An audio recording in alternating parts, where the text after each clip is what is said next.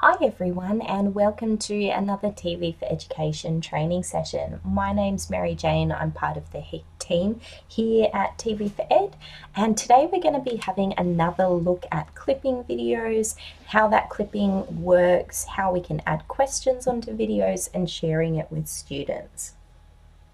Alright, so let's get started.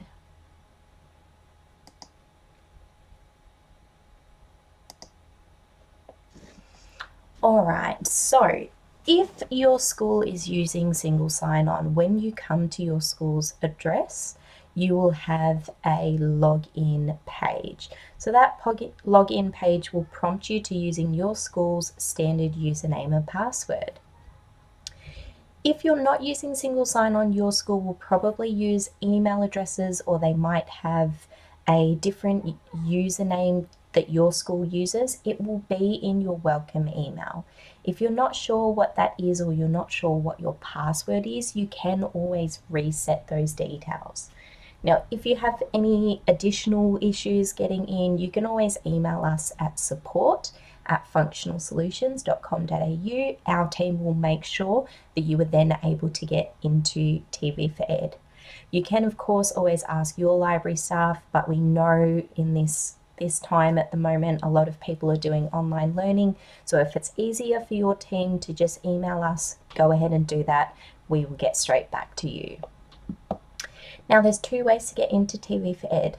Up the top on the shortcuts bar, there is a TV for Education button from the homepage, or you can click on the menu up here, click search, and then click TV for Education. Now, for some reason, we do seem to be getting a lot of requests at the moment from our teachers requesting content that's actually already available on TV for Education. So if you don't already know, we currently upload on average 150 new programs every week. Now, that number is made up of requests from teachers as well as programs that we've looked up that are up and coming programs that are educational and match the curriculum. So even if you're not regularly requesting programs, new programs are going up all the time. For Foxtel programs as well as free to air, they do sometimes repeat the programs that have aired, particularly when something goes to free to air. It might take a little bit of time before it ends up on Foxtel and vice versa. So often you might be seeing that a program is coming up. For example, if a movie is coming up on Foxtel Movies, you might assume that you then have to put a request in for that program. But actually, if you search for the program, 90% of the time you're actually going to find a copy of it already available on TV for Education. So my advice to you would always be search for the program first. Always search for the program. You're most likely going to find it, and that means you're able to stream it immediately. When you find the program, you can always save it to your items so that you don't lose it in the future, which is what happens when you make a request. Then you can also save it. But if you've searched for the program and it's already available, you get it right there and then. You'll also notice we have a lot of Olympics coverage coming up. So this is our most recently added programs. As you can see, the first 5 of those are events from the Olympics. So we are automatically putting a lot of coverage up that has been popular. If there is a particular event that you wanted coverage on, definitely put in a request for it if you've searched for it and it's not already there. We will make sure to get that for you. Don't forget, with free to air programs, you can request the program up to 90 days after it's aired on TV. But of course, we want to make sure we can get it to you as quickly as possible. So have a search for the events that you want or the programs that you wanted. If you can't find them, feel free to put in a request for them. All right, so today we're going to be having a look at clipping videos and using that portion of TV for Education a little bit more.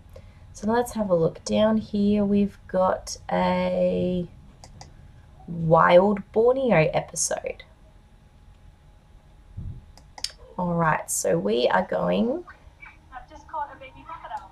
I'll just pause that there so that we can admire the baby crocodile, but also so that we can have a look at the buttons on the screen. So when I first open the video, it automatically streams for me. So if you're in the classroom and you've just quickly shared a program with your students, it's really easy to get it up and show the students straight away. Now it's also going to flash the information on the program. So if there is a description on the program, if there's related subjects, and don't forget these are all clickable. So if you click a subject on here, it's also going to find other programs with that tag on them.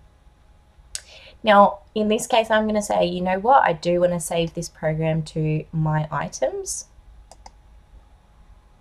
And there's also a share button here. So if I click this share button, it's going to allow me to select a year level to set the security for it.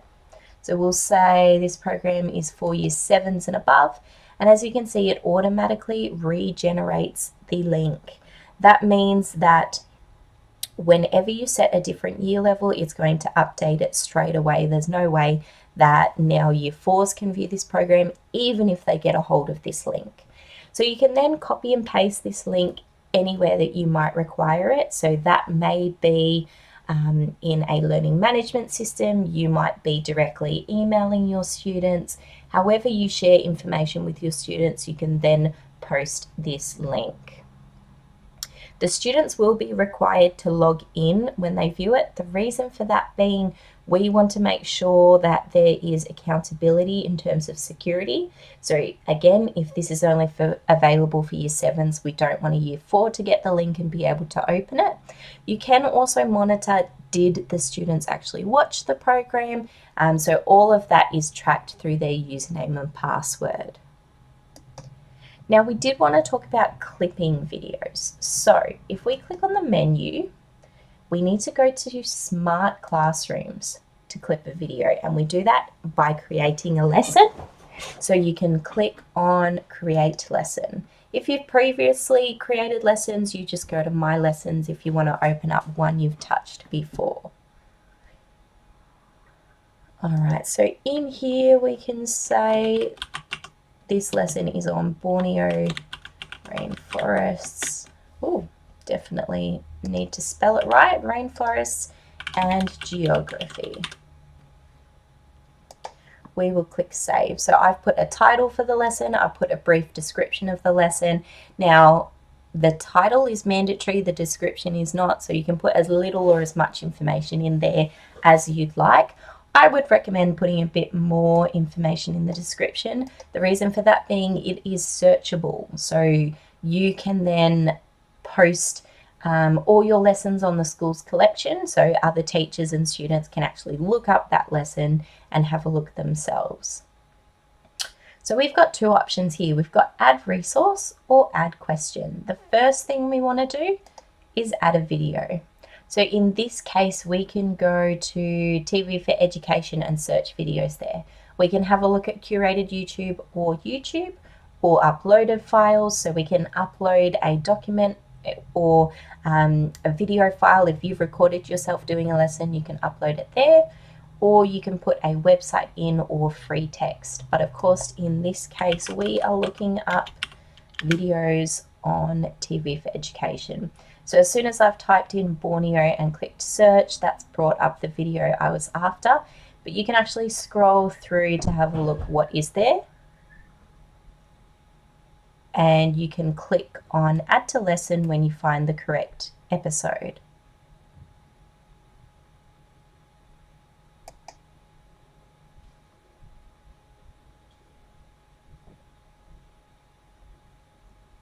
All right, so you've got a couple of options on the left-hand side. You have got a edit button here. So that's going to allow you to edit the title of the film. So I'm going to get rid of the channel information. That's not something that I think the students will need in this case.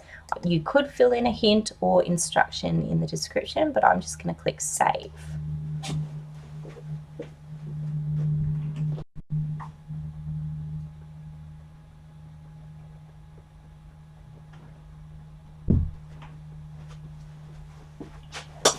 All right, so the other options we've got here is delete. If you've added a video that you don't want to use anymore, that's the button you use.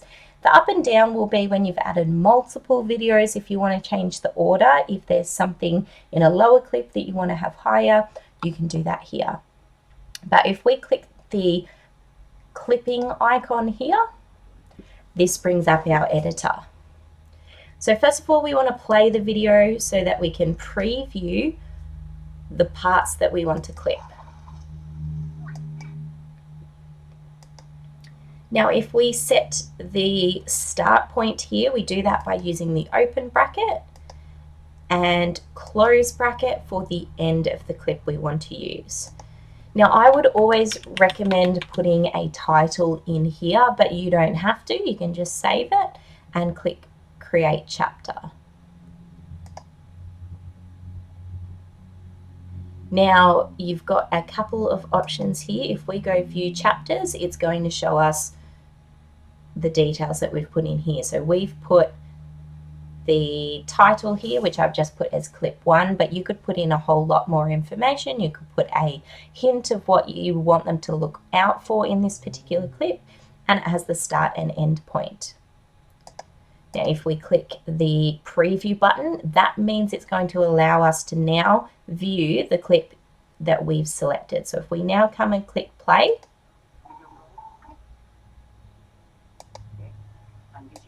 it's going to start the video from that start point, so we can make sure that this clip was the correct selection. Now, you can actually add multiple clips in the one selection. Oh, we're still on preview, so we've got to click out of preview to select another clip. We'll do start point, end point, and this time we're going to say, make sure to watch out for the animal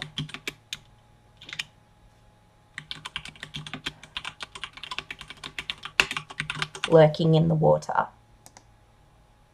Now, if we click on View Chapters, we can see that description here exactly as it'll show to the students. Now, if we go back into here, you can see that I've then clicked on that clip again. So it'll automatically bring it up in a way that I can then edit it again. So if you've gone back and decided, actually, I want to make that clip longer or shorter, you can come back here, change the description, change the start point or the end point with no issues. We're just going to add one more selection.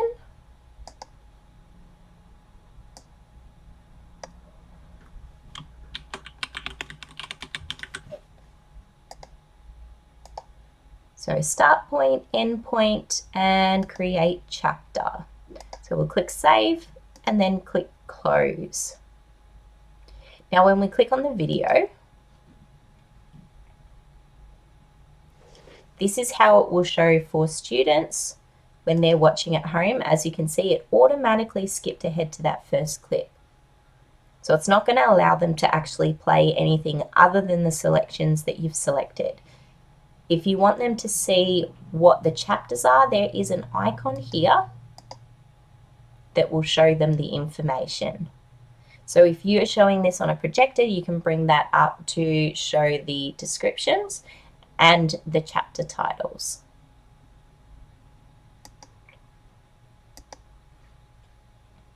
Now this share button here, again, will work exactly the same way that the share button did on the videos. So again, up the top, you can say who you want to be able to view this video. So that's your security rating here. If you've added in questions and answers, you can say I'm accepting answers or not accepting answers. So that would be if you're ready for the students to go ahead and actually fill in the question and answers, so you can control that when you want them to be able to view the resources first and then answer questions. And again, that's automatically going to generate a link for you or a QR code that you can then share with your students.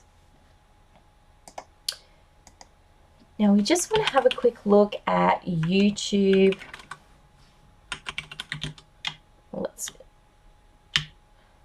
Here we go.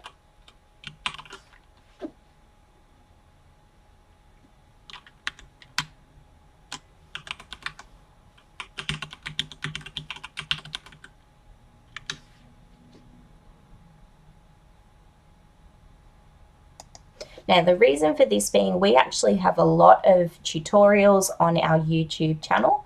So if you, we've gone to the wrong one there. If you go to youtube.com, have a search for functional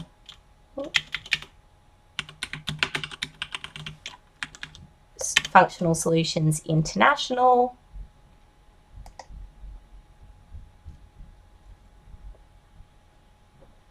You can then have a look at our videos on here. So we have a column down here called videos and lessons, and you can actually have a look at different categories. So we've got lessons for ancient Rome, for biology. You can have a look at science planet lessons, music and rhythm. There's stuff for secondary schools, primary schools. Definitely have a look on here. When you subscribe to our channel, it's also going to show you when there's other YouTube live events for training sessions in the future. So definitely come to our YouTube channel, have a look at what's ahead. We offer a lot of training sessions on there on short, targeted little topics. So for example, we've just gone over today clipping videos through smart classrooms. Now, if you want to have a look at other things you can do on TV4Education, definitely have a browse through TV4Ed, have a look on our YouTube channel, and we look forward to doing another training session with you next week.